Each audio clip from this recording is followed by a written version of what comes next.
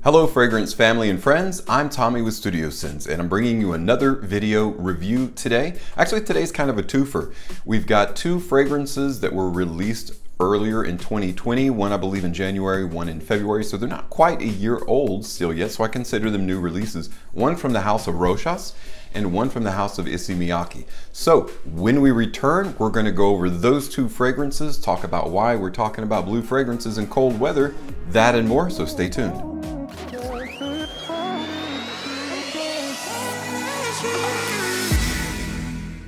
Welcome back, guys. Yes, that's right. Today we're talking about two fragrances. The very first fragrance we're going to be talking about is from the house of Issey Miyake. I'm always interested in what Issey Miyake is doing in terms of fragrance. Fantastic house for darker, richer, more incense type fragrances for winter. They're very well known for that. But their summer offerings are kind of meh. I mean, they're okay.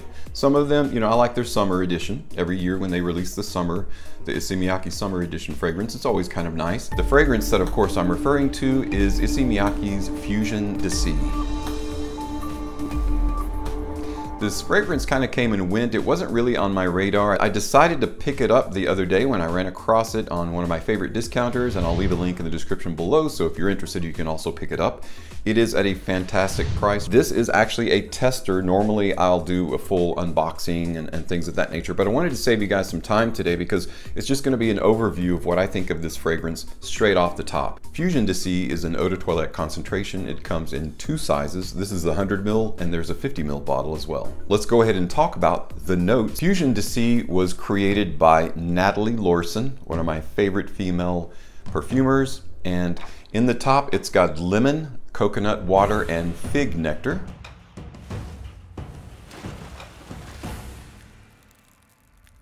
In the heart, it's got rosemary, geranium, cardamom, sandalwood, and I believe nutmeg in there as well. Resting on a base of ambroxan, woods, and patchouli. Now, according to Natalie Lorson, she was looking for contrast, and I think she did a great job. I don't know how much she had, you know, creative capability in terms of the bottle itself, but the contrast between the color of orange and then the blue background, I think that's pitch perfect. But she said that the fragrance, she wanted it to have kind of an incandescent quality, like a stark contrast between heat and cold. So I think she used elements of different things that were like volcanic is hot, right? Lemon and coconut water could be cold representative.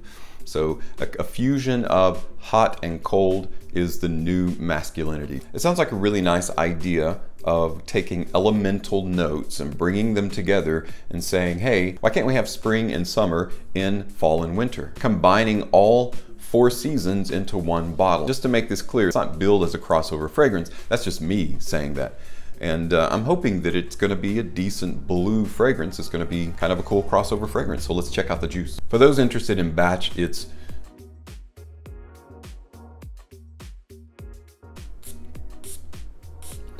again, this is a tester. The atomizer is great. I mean, it sprays a really good amount of juice.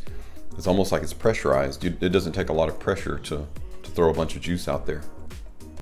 Nice. Okay, so this is a really unique offering in terms of taking a blue fragrance and giving it some unique kick or spin to it. I do like fragrances that are able to utilize the aroma chemical of ambroxan without it being super harsh or super scratchy, as some people call it. And I get that. It's almost like it goes into your nose to the back of your throat and it hits you kind of hard like sandpaper. That's what they mean by scratchy, irritating a little bit. This is not at all like this. I love the aquatic feel of this fragrance. It's a little bit darker, a little bit richer, so it's making itself available and appropriate to wear in cooler weather because of those kind of characteristics. Kind of a newer spin on modern blue fragrances to say, hey, we're tired of the generic shower gel. Let's give it some character. Let's give it some depth. Instead of it being the dumb blonde of the fragrance industry, it is now getting some little bit of depth of character and a little bit of intelligence, and that's where Fusion d'Issey comes in. Let's see what it's like on skin. So basically you get that bright citric opening with the lemon, the coconut water, and that sweetness of the fig nectar. It gives it a super pleasant introduction to your olfactive scent. You can tell that it's got some synthetics in it, but it's very pleasant. I think they've successfully combined these fragrance notes to create something that is a nice crossover fragrance between spring and summer and fall and winter. It's striking a nice balance of synergy with modern day practicality. Those are two things that I can definitely get behind. If you're looking to dress up, if you're looking for a formal or semi-formal fragrance that is signature scent worthy, Fusion D'Cie is a really inexpensive way to go. It's really nice to run into a blue fragrance that's similar to like a Sauvage or like a Bleu de Chanel, where you can, or Versace Dylan Blue again to the more affordable side. This one is supremely affordable, that you can wear in any situation, in any circumstance, and in any environment. In terms of performance, it's projecting really well off my arm right now. Get a sample of it, try it out. I think it's going to perform really good in the future. And again, I'll give you a full update of that when I do a full-on review of Fusion D'Cie. All right, guys, we're going to take a look at another fragrance that came out in February of 2020. It is from the house of Rochas, and it is Rochas L'Homme. This is another one that flew under my radar when it came out. I didn't really hear much about it. In fact, I'll show you a couple of the marketing posters, give you a couple clips of the actual commercial.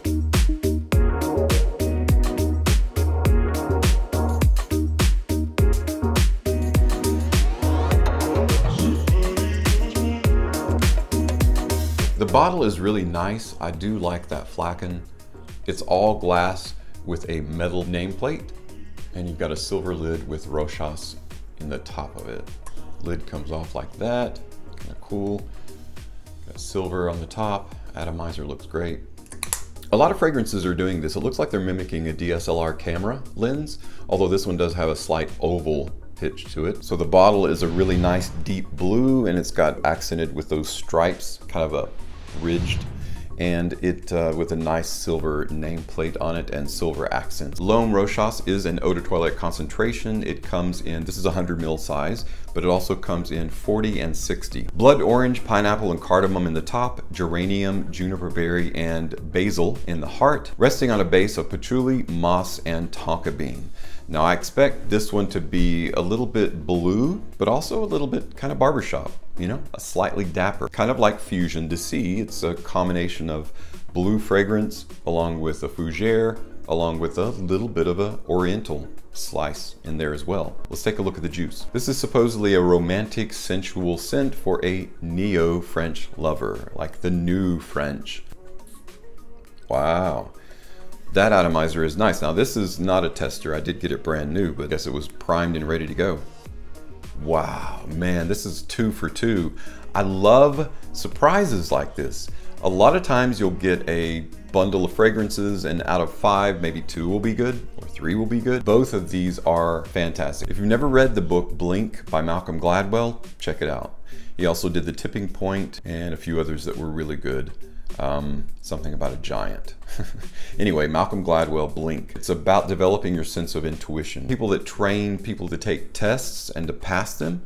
Remember when you were in school, hopefully you were told this, to go by your first instinct. Like when you're taking a test and you know the answer, but then you start doubting it, the more you think about it, go back to your original instinct, and that's the answer. And it usually is the correct one. Just like Natalie Larson is one of my favorite female perfumers, Bruno Jovanovic is one of my favorite male master perfumers. And he created this. Whenever you want to conjure that kind of person that you want to be, that wants to be romantic and sensual for the night, wants to look for a good date night fragrance, this is going to be a good offering for that. Man, these atomizers are great. So this is going to be in the Oriental Fougere platform or genre. This is going to take the darker side of that, which is the winter side, the Oriental side, and mix those two together. It's got some citrics in here, but those citrics are the darker kind. So they're a little bit sweeter and richer. So you've got that blood orange, you've got that pineapple that is really nice that adds to the sweetness. And then of course you've got your cardamom. So straight out the gate, this is a sweet fragrance in the top, but it's starting to dry down. As it dries down, some of that sweetness morphs into a more oriental, darker, richer offering. So you've got 3 heavy hitters in the heart. You've got juniper, you've got basil, and geranium. All 3 of those are really bracing, spicy floral offering.